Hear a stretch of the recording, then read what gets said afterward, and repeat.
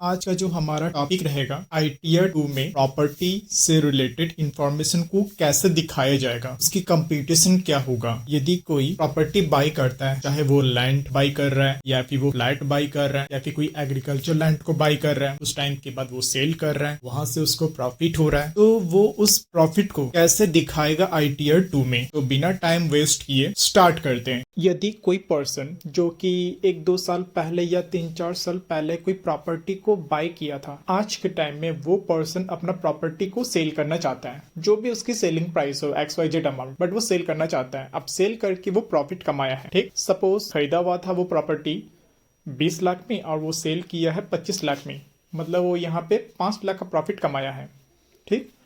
अब ये जो प्रॉफिट जो कमाया है 5 लाख रुपया, उस पे उसे टैक्स पे करना पड़ेगा। तो वो कौन सा वो आईटीआर वो सिलेक्ट करेगा टैक्स पे करने के लिए? तो इसका आंसर है आईटीआर 2। क्लियर। अब सबसे पहले अपने को ये समझना पड़ेगा कि जो प्रॉपर्टी वो किस टाइप की प्रॉपर्टी है। जैसे कि हो सकता है कि वो कॉमर्शियल प्रॉपर्टी हो सकता है कि वो रेसिडेंटल प्रॉपर्टी हो, या फिर हो सकता है कि कोई अदर टाइप का प्रॉपर्टी हो जो कि कॉमर्शियल और रेसिडेंटल ना हो, ठीक है। क्योंकि जब हम ये समझेंगे कि किस टाइप की प्रॉपर्टी है, तो मैं इजीली कंप्यूटेशन कर पाऊंगा कि उस पर क्या टैक्स बनेगा और क्या टैक्स मुझे गवर्नमेंट को पे ऑफ करना है आईटीआर 2 के फॉर्म में, ठीक। तो सबसे पहले अपने को ये आइडेंटिफिकेशन करना पड़ेगा। फिर उसके बाद जैसे कि मैंने यहाँ पे कहा कि 20 लाख में मैंने वो प्रॉपर्टी खरीदा था 1-2-3-4 साल पहले, और मैंने उसको सेल किया 25 लाख में, मतलब यहाँ पे मेरा जो प्रॉफिट है वो 5 लाख रुपया का प्रॉफिट है, ठीक है। तो ये प्रॉफिट को मैं किस टाइप की प्रॉफिट मैं कैटेगराइज करूंगा। बेसिकली एक होता है लॉन्ग टर्म प्रॉफिट और एक होता है शॉर्ट टर्म प्रॉफिट, जिसको हम लोग कॉमर्स के लैंग्वेज में बोलते हैं लॉन्ग टर्म कैपिटल गेन या फिर शॉर्ट टर्म कैपिटल गेन, ठीक। फॉर एग्जाम्पल, यदि मैं कोई प्रॉपर्टी खरीदता हूँ, ठीक है, और खरीदने के बाद मतलब 2 साल तक मैंने उसको होल्ड किया, फिर उसके बाद मैं उस प्रॉपर्टी को सेल कर रहा हूँ, मतलब 2 साल के बाद, तो वहां से जो भी प्रॉफिट मैंने अर्न किया, सपोज 5 लाख रुपया अर्न किया, तो मैं उसको बोलूंगा long term capital gain. Clear. अगर मेरा यहाँ पे प्रॉफिट नहीं होकर नुकसान होता है 5 लाख रुपया, तो मैं इसको बोलूंगा लॉन्ग टर्म कैपिटल लॉस। ठीक वैसे ही यदि मैं प्रॉपर्टी खरीदता हूँ और मैं 2 साल के अंदर उसको मैं सेल आउट करता हूँ, ठीक, और यहाँ पे मेरा अगर प्रॉफिट होता है तो मैं बोलूंगा शॉर्ट टर्म कैपिटल गेन। ठीक वैसे ही अगर मेरा नुकसान होता है तो मैं बोलूंगा short term capital loss. Clear. तो हमने ये समझ गया कि किस टाइप की प्रॉफिट होती है, मतलब लॉन्ग टर्म कैपिटल गेन और शॉर्ट टर्म कैपिटल गेन, और लॉन्ग टर्म कैपिटल गेन किस केस में होगा, शॉर्ट टर्म कैपिटल गेन किस केस में होगा। हम लोग ये भी समझ चुके हैं कि किस टाइप की प्रॉपर्टी होती है, और ये हमें ये डिटरमाइन करता है कि मेरी टैक्स लायबिलिटी क्या बन के आएगी, ठीक है। फिर उसके बाद हमने ये भी समझ चुके हैं कि एग्जाम्पल के थ्रू की किस टाइप का चीजें होता है। नेक्स्ट हम लोग ये समझेंगे कि इसकी कंप्यूटेशन वाला पार्ट, ठीक है। नेक्स्ट हम लोग कंप्यूटेशन करना सीखेंगे। क्या कंप्यूटेशन करना सीखेंगे? कैपिटल गेन, ठीक है। लॉन्ग टर्म कैपिटल गेन है या फिर शॉर्ट टर्म कैपिटल गेन है, अगर गेन है तो कितना है, और उसकी कंप्यूटेशन किस तरीके से होगा। क्लियर। फॉर एग्जांपल, जैसे कि मैं 5-6 साल पहले एक प्रॉपर्टी खरीदा था जिसकी कीमत 20 लाख रुपया, ठीक है, 20 लाख रुपया उसकी कीमत है। फिर उसके बाद मैंने उसमें कुछ इम्प्रूवमेंट करवाया, ठीक है, मतलब एडिशनली कुछ खर्चा करवाया उस प्रॉपर्टी पे, जो कि करीबन 3 लाख रुपया। तो पहले मैं खरीदा हूँ 20 लाख रुपया में, फिर उस पे इम्प्लीमेंट करवाया हूँ 3 लाख रुपया में, तो ये करीबन होता है 23 लाख रुपया। अब मैं उसको सेल कर रहा हूँ 25 लाख रुपया में, ठीक है। तो यहाँ पे मेरा 2 लाख रुपया का फायदा हो रहा है, जिसको हम बोलेंगे कैपिटल गेन। अब ये जो कैपिटल गेन है हो सकता है कि लॉन्ग टर्म कैपिटल गेन और हो सकता है कि short term capital gain. For example, अगर मैं खरीदा हूँ और खरीदने के बाद 2 साल होल्ड करता हूँ, उसके बाद सेल करता हूँ, तो वहां से जो प्रॉफिट होगा उसको हम बोल देंगे लॉन्ग टर्म कैपिटल गेन। और अगर 2 साल के अंदर यदि मैं सेल कर देता हूँ खरीदने के 2 साल के अंदर, तो उसको हम बोलेंगे short term capital gain. Clear. तो यहाँ से जो कंप्यूटेशन करने की जो प्रोसेस है वो हम सीख चुके हैं। अब नेक्स्ट हम ये समझेंगे कि अपने को जो प्रॉपर्टी सेल करने पे जो प्रॉफिट हुआ है, मतलब कैपिटल गेन हुआ है, उस पे टैक्स कब पे करना है, ठीक है। तो जैसे कि फॉर एग्जांपल मैंने प्रॉपर्टी को सेल किया 1 अक्टूबर 2023 में, ठीक है। तो ये मेरा फाइनेंशियल ईयर कौन सा हो गया? 23-24, ठीक। इसका जो असेसमेंट ईयर होगा वो कब से होगा? 24-25, ठीक है, क्योंकि मैंने यहाँ पे सेल किया 1 अक्टूबर 2023 में। ये मेरा सेलिंग डेट है, जो कि मेरा फाइनेंशियल ईयर होता है 23-24। इसकी जो असेसमेंट ईयर होता है 24-25। ये मैं एग्जांपल बता रहा हूँ, ठीक है। तो अब फाइनेंशियल ईयर बोल रहा हूँ, असेसमेंट ईयर 24-25, यहाँ पे एक ड्यू डेट होगा, ठीक है, जो कि 31 जुलाई 2024। ठीक, अब अपने को उस ड्यू डेट से पहले ITR 2 फॉर्म फाइल करना पड़ेगा, ठीक है। और उस फॉर्म में अपने को डिस्क्लोजर देना पड़ेगा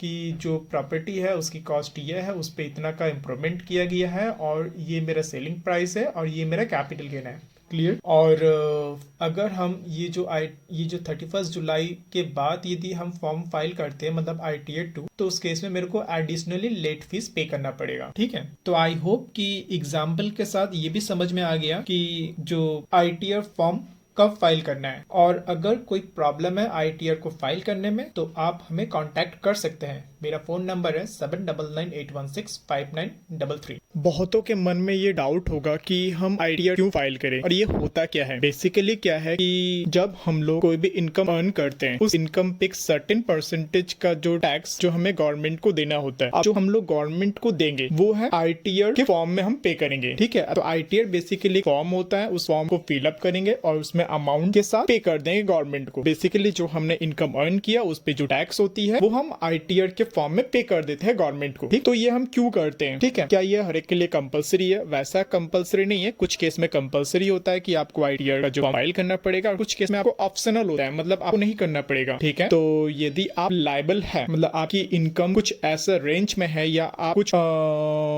स्पेसिफिक रेंज के इनकम, मतलब स्पेसिफिक टाइप की आप इनकम अर्न कर रहे हैं, ठीक है, जिसे गवर्नमेंट की तरफ से मेंशन किया गया है कि आपको टैक्स पे करना पड़ेगा, तो आपके लिए वो कंपलसरी है, ठीक है। कुछ केस में टैक्स पे नहीं करना पड़ेगा, तो वो आपके लिए ऑप्शनल है। यदि हम टैक्स पे कर देते हैं, फॉर एग्जांपल जो कंपलसरी है तो उनको तो करना ही पड़ेगा, ठीक है। अब जो कंपलसरी है नहीं, मतलब ऑप्शनल है, वो चाहे तो कर सकता है और चाहे तो नहीं कर सकता है। यदि वो टैक्स पे करता है तो इसका बेनिफिट क्या होगा? इसका बेनिफिट ये है कि आगे, मतलब फ्यूचर में जब वो लोन के लिए अप्लाई करेगा पर्सन, तो उसको इजिली लोन मिलेगा। इवन बहुत तरह का जो गवर्नमेंट जो बेनिफिट्स है वो उनको मिलेगा। आज के टाइमिंग में फॉर एग्जांपल कोई पर्सन कोई लैंड खरीदना चाहता है या फिर फ्लैट खरीदना चाहता है, और वो होम लोन के लिए अप्लाई करने जाता है, क्लियर। तो वो ये देखता है कि जो सामने वाला उसका क्रेडिटेबिलिटी देखता है, क्रेडिट स्कोर देखता है, ठीक है। फिर वो ये भी देखता है कि इससे पहले वो कोई लोन लिया भी है कि नहीं, ठीक है। तो जब सामने वाला जो श्योर होता है, मतलब सेटिस्फेक्शन मिलता है, तब जाके वो लोन पास करवाता है, ठीक है। वो ये भी देखता है पर्सन कि इनकी जो, अगर हम इनको लोन प्रोवाइड करवाते हैं, मतलब होम लोन प्रोवाइड करते हैं, क्या वो एलिजिबल है वो पे ऑफ करने में, ठीक है। तो उनकी जो फाइनेंशियल स्टेटस भी देखते हैं, ठीक है। तो वो फाइनेंशियल स्टेटस कहाँ से देखेंगे? वो देखते हैं ITR के फॉर्म, ठीक है। तो जब आप ITR फॉर्म फाइल करते हैं, ठीक है, चाहे आपकी टैक्स बने या फिर टैक्स ना बने, ठीक है, वो एक गवर्नमेंट के रिकॉर्ड में आता है, जो आप फ्यूचर में कहीं ना कहीं किसी भी फॉर्म में आपको हेल्प करेगा बहुत तरीके से, ठीक है। इसलिए ITR का जो फॉर्म है वो फाइल करना जरूरी है। मतलब बेसिकली मोटा मोटी वर्ड में बोला जाए तो गवर्नमेंट को टैक्स पे करना बहुत जरूरी है, क्लियर। आज के टाइम में बहुत लोग ऐसे कि प्रॉपर्टी को बाई करते हैं, बाई करने के बाद कुछ टाइम के बाद उसको सेल आउट कर देते हैं, और वहां से उनको प्रॉफिट भी होता है, मतलब लॉन्ग टर्म कैपिटल गेन या फिर शॉर्ट टर्म कैपिटल गेन, ठीक है। तो जब वो लोग बाई करते हैं उस टाइम वो रिटर्न में नहीं दिखाते हैं, ठीक है। और जब सेल करते हैं तो उस पे भी वो नहीं दिखाते हैं, जो कि गलत है। भले आप बाई किए हो, आप उसको रिटर्न में नहीं दिखा रहे तो कोई प्रॉब्लम नहीं है,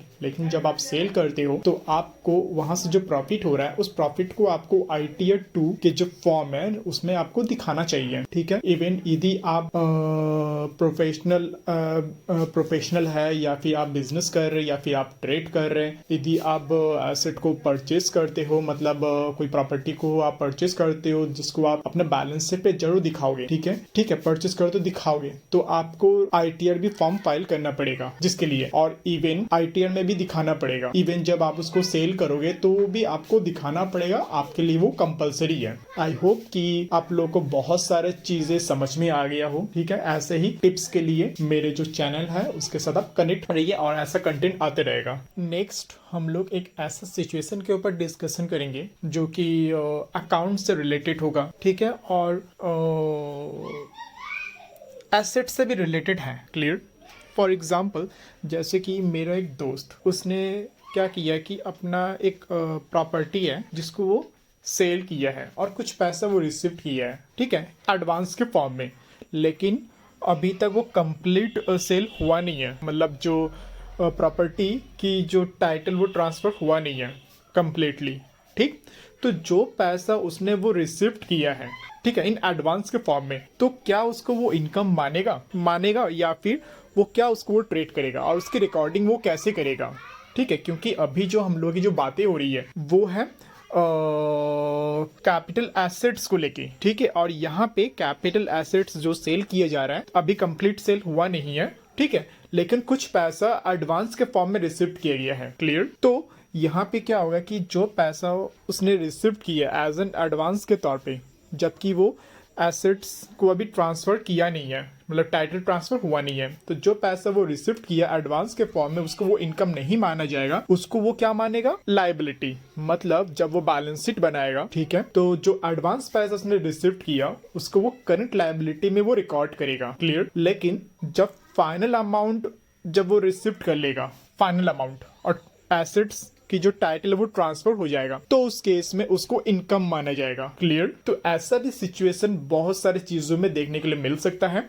सो ऐसे ही टिप्स एंड नॉलेज के लिए मेरी जो चैनल है उसको सब्सक्रिप्शन कर लीजिएगा, और भी बहुत सारे चीजें आते रहेगा। और मैं आपका वासुदेव नाइक, मेरा कॉन्टैक्ट नंबर है 7998165933, और कोई प्रॉब्लम है तो आप हमें कॉन्टैक्ट कर सकते हैं, कोई प्रॉब्लम नहीं। नेक्स्ट हम लोग एक और सिचुएशन के ऊपर बातें करेंगे, ठीक है। वो सिचुएशन ऐसा है कि मेरा एक दोस्त है जिसने एक एग्रीकल्चर लैंड को परचेज किया, ठीक है, मतलब इंडिया में, क्लियर। बट वो कोई एंसेस्ट्रल प्रॉपर्टी है नहीं, पूर्वजों का कोई एग्रीकल्चर प्रॉपर्टी नहीं है, अपने पैसे से वो एग्रीकल्चर प्रॉपर्टी को बाय किया है, मतलब लैंड को बाय किया है, क्लियर। अब कुछ टाइम के बाद वो उस एग्रीकल्चर लैंड को वो सेल कर देता है। क्यों सेल करता है? क्योंकि उसको एक रेसिडेंटल होम या प्लॉट को बाय करना है, इसलिए। अब सवाल ये है कि जो एग्रीकल्चर लैंड वो बेचा गया और वहां से जो पैसा आया है बेच के, ठीक है, मतलब जो कैपिटल गेन हुआ है, तो क्या उसके लिए ITR 2 फॉर्म फाइल करना पड़ेगा, क्लियर। क्योंकि ये भी तो एक इनकम है ना, कि एग्रीकल्चर खरीदा हुआ था मेरा 20 लाख में, अब मैं बेच रहा हूँ 25 लाख में, मतलब 5 लाख का मैं यहाँ पे फायदा हो रहा है, ठीक है। मतलब एग्रीकल्चर लैंड को सेल करने से मतलब ये भी एक तरह कैपिटल गेन हो गया, ठीक है। क्या इस तरीके की जो कैपिटल गेन है उस पे क्या मेरे को टैक्स देना पड़ेगा ITR 2 के हिसाब से, ठीक है। तो इसका आंसर ये है कि अगर वो एग्रीकल्चर लैंड जिसको सेल किया गया है, अगर वो rural agriculture land specified under section 2 subsection 14 of the income tax act के अंदर आता है, मतलब ये एक्ट के अंदर आता है। एक और बार मैं रिपीट कर रहा हूँ, rural agriculture land specified under section 2 subsection 14 of income tax act के अंदर आता है, तो उस केस में उसको कोई टैक्स नहीं देना पड़ेगा और ना उसको कोई ITR फाइल करना पड़ेगा, इवन ITR 2 फाइल नहीं करना पड़ेगा, ठीक है।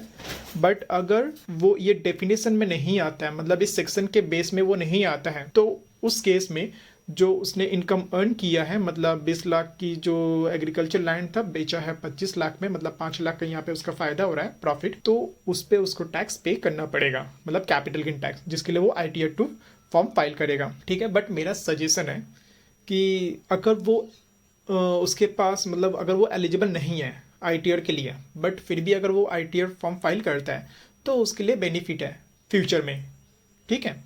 तो आई सजेस्ट कि उसको ITR फाइल करना चाहिए, क्लियर। तो ऐसे ही और टिप्स के लिए, कॉमर्स से रिलेटेड नॉलेज के लिए, फाइनेंस से रिलेटेड नॉलेज के लिए आप मेरा जो चैनल है उसको उस पर ज्वाइन कर सकते हैं, और ऐसा और भी बहुत सारे कंटेंट आते जाएगा। मेरा नाम वासुदेव नायक है और मेरा कॉन्टैक्ट नंबर है 7998165933, और कोई प्रॉब्लम है तो आप मुझे इस नंबर से कॉन्टैक्ट कर सकते हैं। यदि कोई कॉमर्स के स्टूडेंट हैं या फिर कॉमर्स में वो इंटरेस्ट रखते हैं या फाइनेंस में अगर इंटरेस्ट रखते हैं, तो मैं ऐसे ही नॉलेज आपको देते रहूंगा। आप मेरा इस चैनल को सब्सक्राइब कर लीजिएगा और कमेंट और लाइक भी कर दीजिएगा, जिससे मुझे और मोटिवेट फील होगा और मैं आगे आप लोगों के लिए ऐसे ही कंटेंट लाते रहूं। और मेरा नाम है वासुदेव नाइक, और कोई प्रॉब्लम है तो आप मुझे कॉन्टेक्ट कर सकते हैं। मेरा फोन नंबर है 7998165933।